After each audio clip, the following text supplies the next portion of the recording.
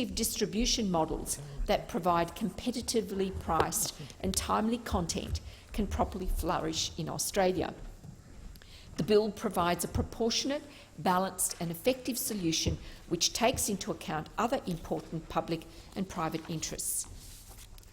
Can I conclude by thanking all senators who have contributed to the debate on the bill, and I commend the bill to the Senate. Thank you, Senator Favouroni-Wells. The question is the amendment moved by Senator Collins, numbered 7729, revised, be agreed. All those in favour say aye. Aye. All those against say no. The ayes have it. The ayes have it.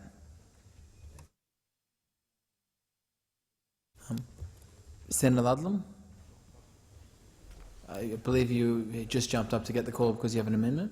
I already moved a second reading amendment in the course of my speech, so I'm happy for that to just proceed without debate unless I get another 20 minutes to talk about it, in which case I'll do so.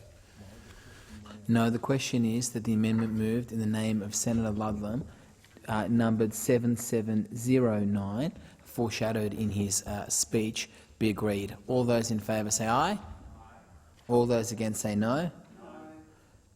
The noes have it. Okay, division required. Ring the bell for 4 minutes. First division of the day, I think.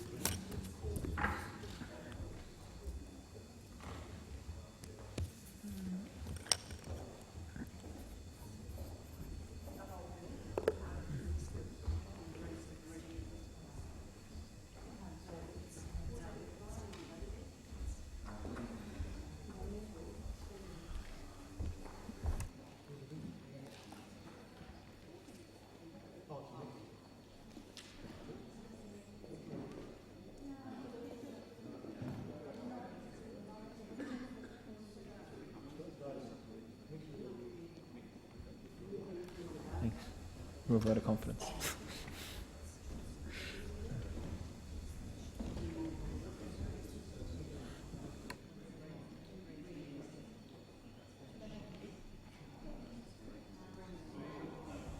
No, I cannot.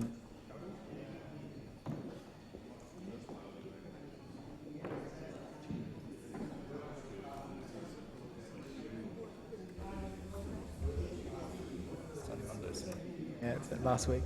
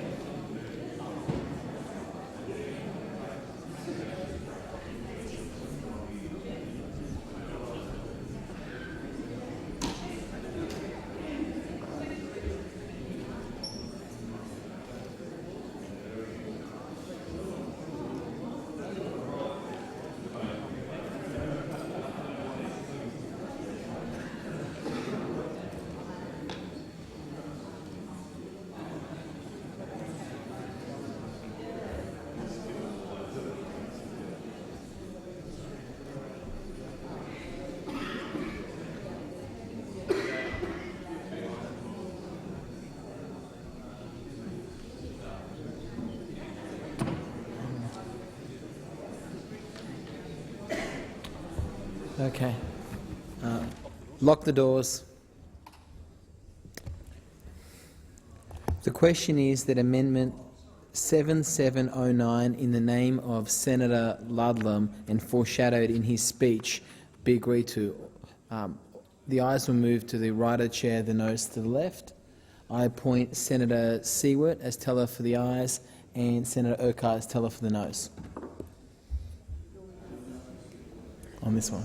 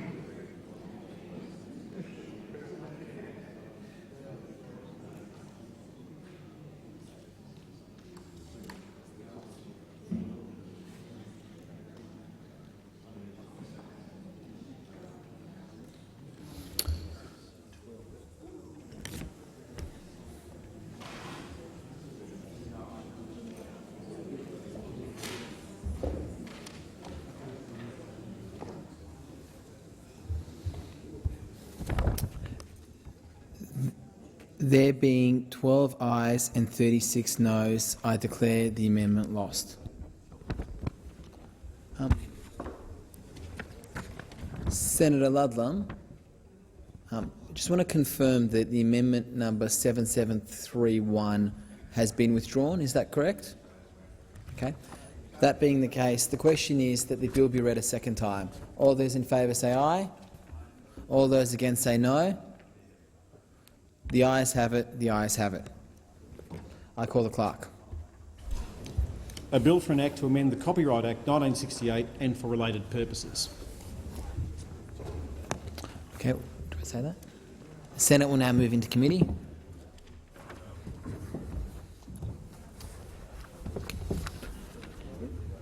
Is it the wish of the committee that the bill be taken as a whole? There being no objection, it is so ordered.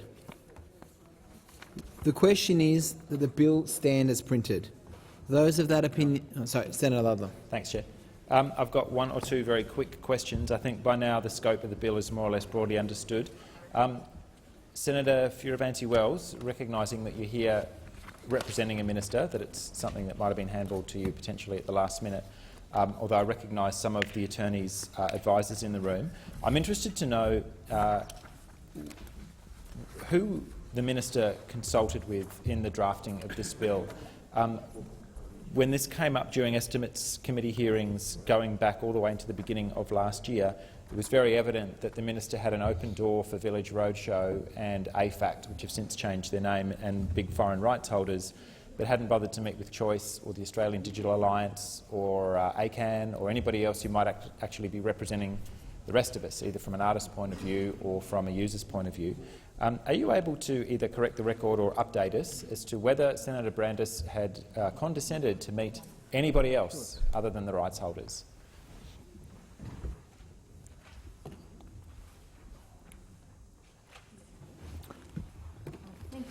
Senator Ludlam. Just a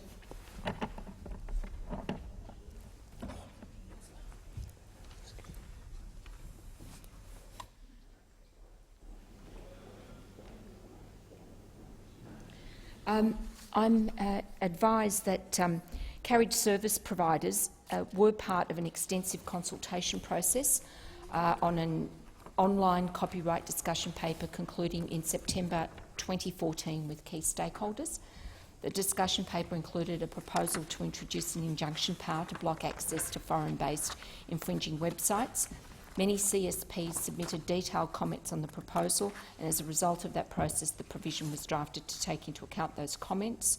And I would also mention, Senator Ludlam, that any court must first-hand find that the primary purpose of the online location is to infringe or to facilitate the infringement of copyright, and that a court can further consider a number of other relevant factors, including the interests of any person likely to be affected, such as the CSP, in consideration of its deliberations.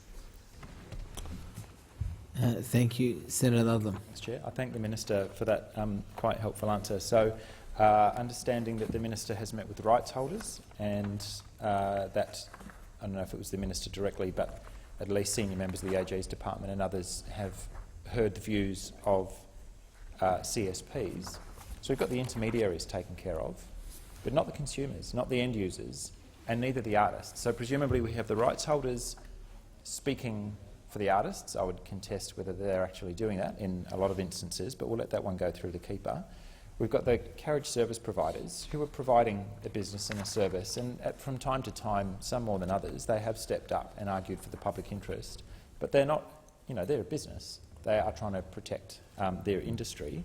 At any time has the Minister or senior members of the AG's department or anybody that you would care to name actually, I find the word consumers loathsome, but I'm looking for, met with ordinary Australians or users or their advocates, such as the organisations I mentioned before, the three that come to mind, Australian Digital Alliance, who made extensive submissions on this bill, Choice, who are obviously one of the leading consumer rights advocates in the country, or ACAN, the Australian, the peak body that the former government set up, that have also, I think, been quite active in this space.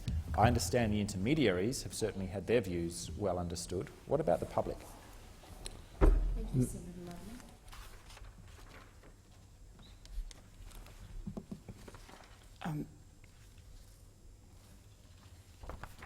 I am advised that there was consultation. Just bear with me just for a moment, Senator Ludlam.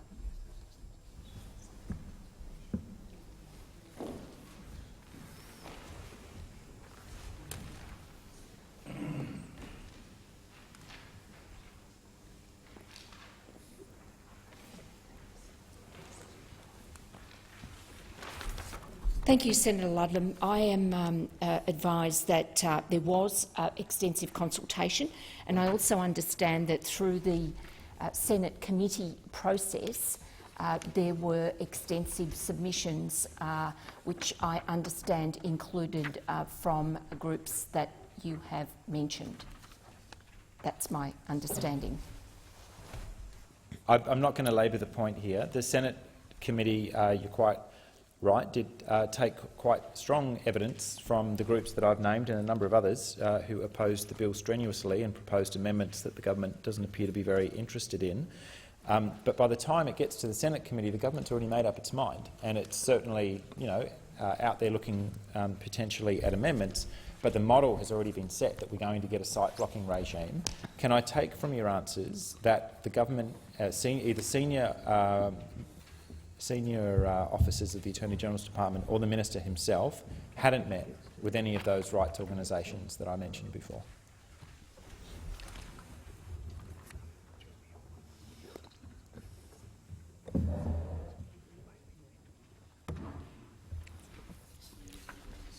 I'm advised that during the process, during the online consideration process. We had over 700 individuals who responded.